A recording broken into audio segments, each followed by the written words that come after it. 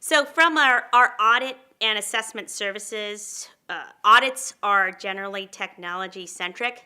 So usually if a client is having issues with nightly backup and recovery and for some reason TSM or net backup is not backing up the bulk of the infrastructure because they're having some tape library or virtual tape issues, we provide audit services, and again, that's very tactical in nature. It's usually several days to a week, maybe two at the most.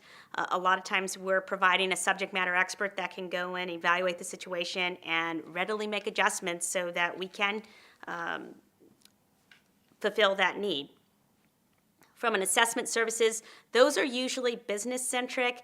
There's usually either a technology refresh or a net new business unit that's coming online, or a merger and acquisition that they're acquiring a new environment and they need to understand what technologies exist.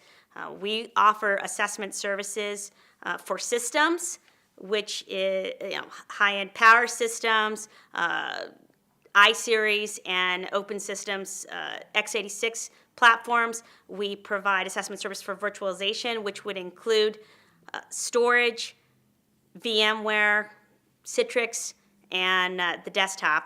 And we have specific tools that we use for assessment services. For systems, we use Capacity Planner. We also use a couple of other tertiary tools. From a storage perspective, we use Visual Storage Intelligence from Blue Data Partners, and they've actually done a great job for us. And one thing I like about that tool is we can run into an issue in the field and we can go back to our vendor partner, they'll make some adjustments, and then we'll get to go and continue on with our service. From a virtualization perspective, we use Liquidware. We also use VMware Health Analyzer that really allows us to get a good understanding of what we're trying to virtualize and come up with any caveats so that we can make our adjustments when we're doing implementation services. We also provide assessment services for IP networking. We use Fluke Networks. That gives us an opportunity to not only evaluate what's happening at the router and switch level, it also allows us to cover the wireless infrastructure.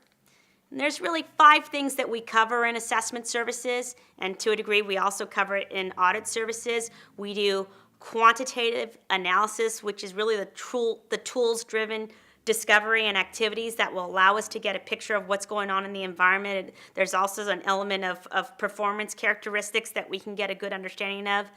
There's qualitative analysis, which is the interviews with the key stakeholders or the subject matter experts that are managing the infrastructure. We also are able to do a documentation review, so we gather all the available information and we take that information, we evaluate it and figure out what we can glean from the information.